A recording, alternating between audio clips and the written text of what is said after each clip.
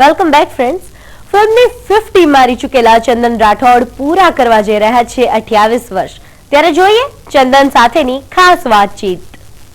2 દિવસ બાદ આવી રહ્યો છે ચોકલેટી બોય ચંદન રાઠોડનો બર્થડે. એમના 28 વર્ષ થયા છે અને 56 ફિલ્મો આવી ચૂકી છે. ત્યારે આપણી સાથે છે ચંદન. ચંદન, ઓડિયન્સે તો તમને એડવાન્સ ગિફ્ટ આપી દીધી છે, પ્રાણ જાય પણ પ્રીત ન જાય ને હિટ કરાવીને. હવે તમે ઓડિયન્સને રિટર્ન ગિફ્ટ શું આપવાના છો?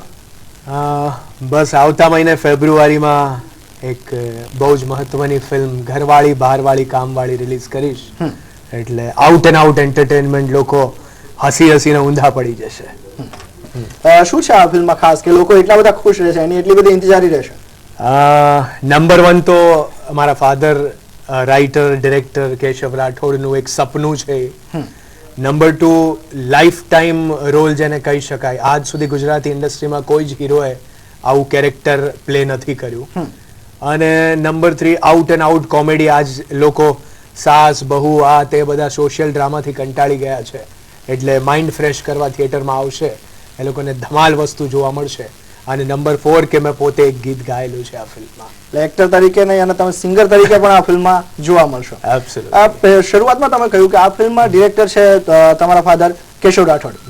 ચંદન, એક વાત તો એવી છે કે જ્યારે તમે આ ફિલ્ડમાં આવવા માંગતા હતા, હીરો બનવા માંગતા હતા, ત્યારે સૌથી વધારે અગેન્સ્ટ હોય તો એ કેશવ રાઠોડ હતા. તમે હવે બંને સાથે કામ કરો છો, કઈ રીતે બધું પોસિબલ બન્યું? એકમાત્ર વ્યક્તિ કહી શકાય કે મારી શક્તિ કો ભક્તિ, પ્રેરણા, હિંમત, મારું પીઠબળ એ મારા મધર શ્રી પ્રભાવતી દેવી, જે અત્યારે હયાત નથી. પણ એ હંમેશા કહેતા હતા કે આખી દુનિયાને તમે ચાન્સ આપ્યો છે તો તમારા દીકરાને કેમ એક ચાન્સ આપો. અને એવી રીતે એમને કન્વિન્સ કર્યા. એ પણ no doubt being a father સારું જ ઈચ્છતા હતા કે મારો દીકરો સૂટ બૂટ ટાઈ પહેરીને સારી એવી નોકરી અને પોસ્ટ ઉપર એક સિક્યોર લાઈફ જીવે. પણ મને હંમેશા એક ડાન્સિંગનો, એક્ટિંગનો કીડો હતો અને મારી મધરના લીધે આજે શક્ય બની થયું અને મેં સાબિત કરીને દેખાડી દીધું. તમે 56 જેટલી તમારી ફિલ્મો થઈ ચૂકી છે, ત્યારે હવે ચંદન શું કહો છો આ ફિલ્મ ઇન્ડસ્ટ્રી વિશે? તમે શું કહેશો? સારી ઇન્ડસ્ટ્રી છે અને ધીમે ધીમે ટેકનોલોજી જેમ વધી રહી છે એમ ગુજરાતી ઇન્ડસ્ટ્રી પણ આગળ વધી રહી છે. આજે નવા કેમેરાઝ, JVC 700, Arri 5, આ તે કેબલ ફાઇટ વગેરે, ટેકનોલોજીની દ્રષ્ટિએ ઇન્ડસ્ટ્રી સારી થઈ રહી છે. પણ ક્યાંક અમુક વસ્તુ નડે છે. તમારી જ ફિલ્મની વાત કરો, પ્રાણ જાય પણ પ્રીત ન જાય ને ઓપનિંગ થયું ત્યારે એને માત્ર 7 થિયેટર મળ્યા. મલ્ટી સ્ટારર મૂવી હતું, એને માત્ર 7 જેટલા થિયેટર મળ્યા. જો એ વધારે થિયેટર મળ્યા હોત તો કદાચ વધારે સારી સફળતા મળી હોત એવું નથી લાગતું?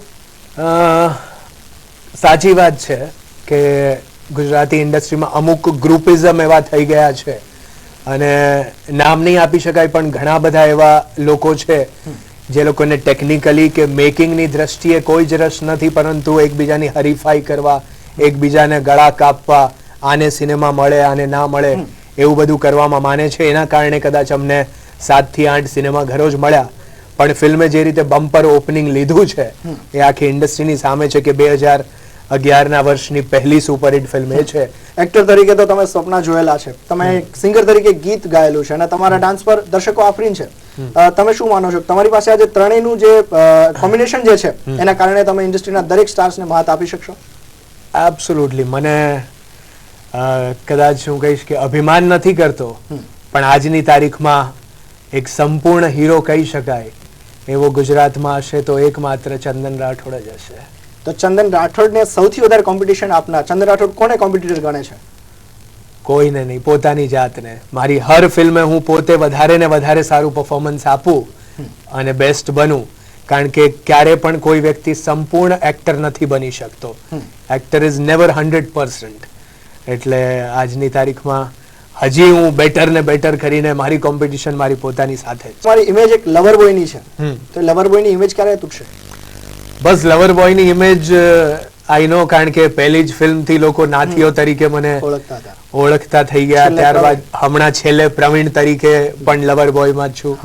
પણ હવે જે ફિલ્મો આવવાની છે જેમ કે ઘરવાળી બહારવાળી કામવાળીમાં નટુનું કેરેક્ટર એક પૂજારી છે જે આખા ગામના લગ્ન કરાવે છે પણ પોતાના લગ્ન નથી થતા. એને જોતા વેત જ લોકોને હસવું આવશે, માથે ચોટલી છે ને એવું બધું. ત્યારબાદ એક ફિલ્મ આવી રહી છે જોગીડો, એમાં એક ઇનોસન્ટ ભોળો એવો વ્યક્તિ છે અને પછી ઇન્ટરવલ પછી આખો ટર્નઓવર થઈને ડોન જેવો થઈ જાય છે એ છે. ત્યારબાદ એક જીવલો કરીને ફિલ્મ આવી રહી છે, એમાં હાર્ડકોર કંઈક દીવારના અમિતાભ બચ્ચન જેવો રોલ કરી રહ્યો છું. અને બીજા એક બે પ્રોજેક્ટ્સ લાઇનઅપ છે જેમાં વેરી ડિફરન્ટ, એટલે હવે ઇમેજ બદલાઈ જશે અને એક સખત એક્ટર તરીકે પણ લોકો ચંદનને ઓળખશે. ચંદન, ફિલ્મની આટલી મોટી તમારી જે સફર રહી એ દરમિયાનમાં કોઈ એવો અઘરો પ્રસંગ?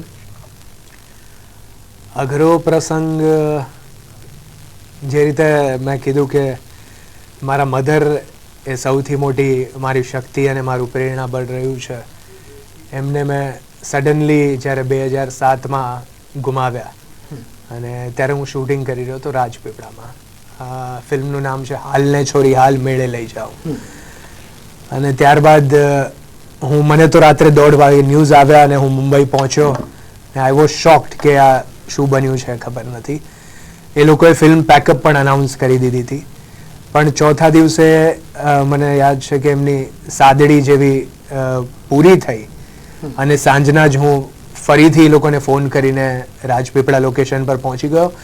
અને નેક્સ્ટ ડે સવારે જે શૂટ હતું એમાં પણ એવું જ હતું કે મારી મધર ગુજરી ગયા છે અને એમને સ્મશાન લઈ જવાના અને ડ્રામેટિક સીન, એટલે એ ફિલ્મનો ક્લાઇમેક્સ જોશો તો એક રિયલ ક્રાઇંગ છે. જેટલા પણ મારા આંસુઓ છે એ બહુ જ અઘરો પ્રસંગ હતો અને હજી પણ એ હું નથી ભૂલી શકતો ક્યારેય.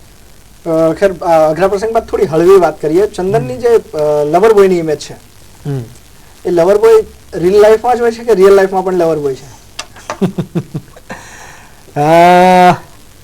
છે. પ્રેમ એવી વસ્તુ છે કે થઈ જાય છે બસ.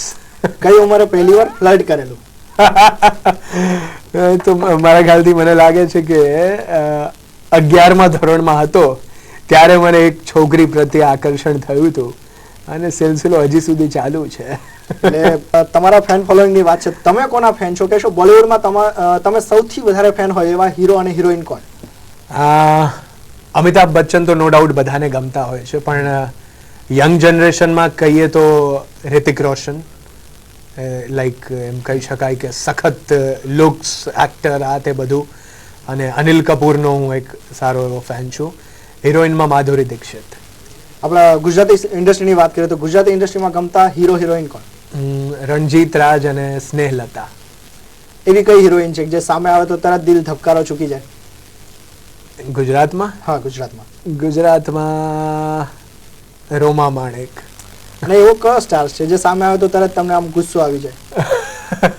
એવું કોઈ જ નથી. બધા સાથે ફિલ્મો કરી છે અને બધા સાથે પ્રેમ ભાવથી મિત્રતા છે. ઇન્ડસ્ટ્રીમાં જો એવું કહેવાતું હોય કે આ ચંદનનો દુશ્મન નંબર 1 તો એ કોણ? લોકો કહે છે, પણ હું નથી માનતો કે કોઈ કોઈનો દુશ્મન હોય છે. બધા ઇન્ડસ્ટ્રી નાની છે એટલે વાતો બધી થતી રહે છે, બાકી બધા જ હીરોનું પોતપોતાનું સ્થાન છે અને બધા જ હીરોના પોતપોતાના તકદીરો છે. બધા પોતાના નસીબનું ખાઈ રહ્યા છે અને સારી રીતે ચાલી રહ્યા છે. જો ચંદન હીરો ના હોત તો?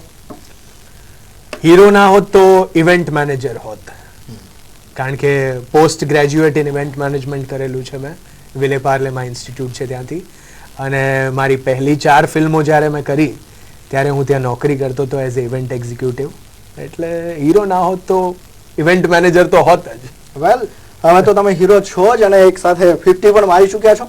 આગળ પણ કન્ટિન્યુ તમારી સફળ આ જ રીતે સફળતાપૂર્વક ચાલુ રહે એના માટે ખૂબ ખૂબ અભિનંદન અને એડવાન્સમાં happy birthday Chandan. Thanks a lot, thanks a lot. દર્શક મિત્રો, ચંદન આપણી સાથે હતા અને એમણે એમના જન્મદિવસ પહેલા જ આપણી સાથે એમની અમુક વાતો શેર કરી. આપણે પણ તમને શુભેચ્છા આપી અને કહીએ કે સિને સફરમાં આ જ રીતે તેમને સફળતા મળતી રહે.